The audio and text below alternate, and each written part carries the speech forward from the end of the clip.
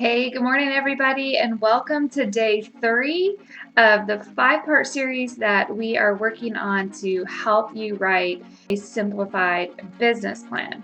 I would say that today is one of the more meatier days of how to write a business plan because there's a lot of great information to cover in this one, so hopefully you've got your notes ready. We're going to be talking about a market analysis. Now, this is you looking at how your business fits into your industry.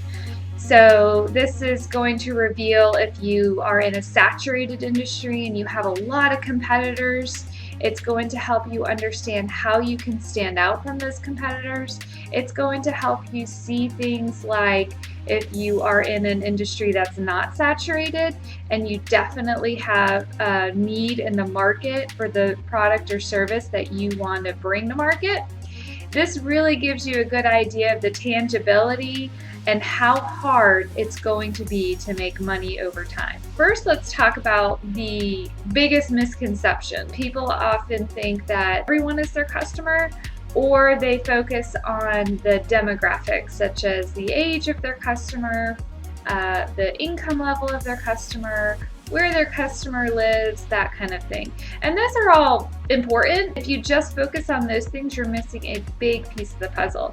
So understanding your customer is getting very, very granular. Not only understanding the age group. Example of a poor age group demographic would be females between the ages of 21 and 45, right? So that covers 2 different generations. That covers, women who are working, women who are at home, single women, married women, women who are caregiving.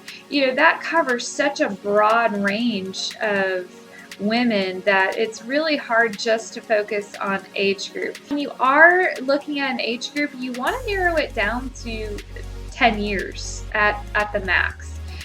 So females between the ages of 41 and 51 whose kids have just left for college. They're figuring out what to do with their time, right? So then we get into the psychographics. We get into what's going on in their mind, their life, what kind of things are they struggling with. This is where we get very granular to showcase how your product or service actually solves the need that your customer has. And so that's what the market analysis section really dives into. So how many females between the age of 41 and 51 live in North Alabama and have a specific need that you are trying to offer. Another important thing is competitors. You really need to know who your competitors are, but that helps you know who your market is. So it's more of an understanding of how many different players are in your market, because if you have an oversaturated market, what happens is if you are a new fill in the blank in a saturated market, such as a social media marketing contractor, and there's already 100 others just like you in a small demographic space, then that means your competition level is going to be very, very high because there's already people successful in the market in your area who own a great portion of the market share. And so coming into a new market, and this is why the business plan is so important, if you discover you have a saturated market and you can figure out ways through your business plan on how to be successful in the saturated market, that's great. But sometimes the business plan may reveal that this is too saturated of a market for your specific industry and that you should consider something else. So looking at your industry as a whole, what is the state of your industry? What is the health of your industry? What would make you stand out? What would make you different?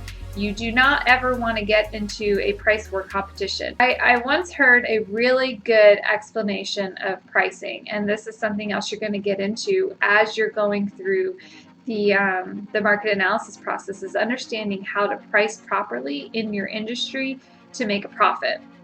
Because every customer has their own,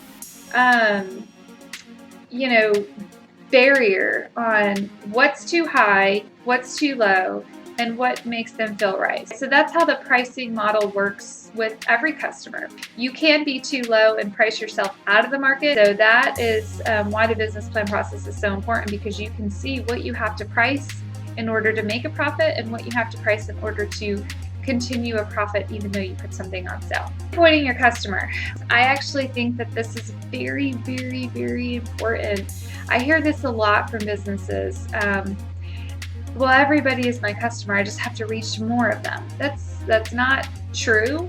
And when you have that mentality, you don't necessarily have a singular message. Sell to one female. They know her so well, and they sell directly to her.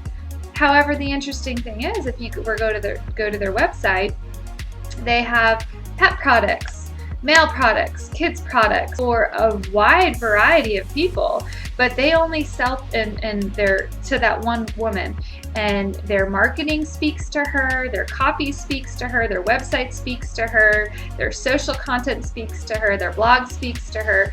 Every single time they put any bit of information out, it speaks to that one female because they know her so well, and she feels so connected to that company that she does the marketing for them. She's the one that tells her friends, you've got to have this and why. She's the one purchasing these as gifts to give to her husband, her kids, her friends, her mom.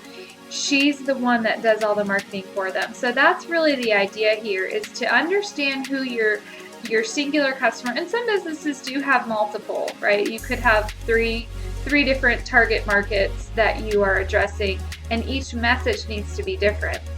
However, it's important that you understand who that person is very clearly, not only for their sake, but for your sake, so that you know how to communicate with them well, and then you can create an environment of customers who are doing the marketing on your behalf. This and the financials are the two areas of your business plan that should take up the majority of the time. These are all recommended ways that you can do additional sources from your research process, because all of these places are trusted, long-term sources that have been gathering data for years and can give you a really solid understanding of what's happening in your market. This is where to start. If you're feeling a little overwhelmed by the process, this is where I start. Full toolkit that allows you to go through the whole process that we just discussed and get to the bottom of answering all of these questions in your market analysis process.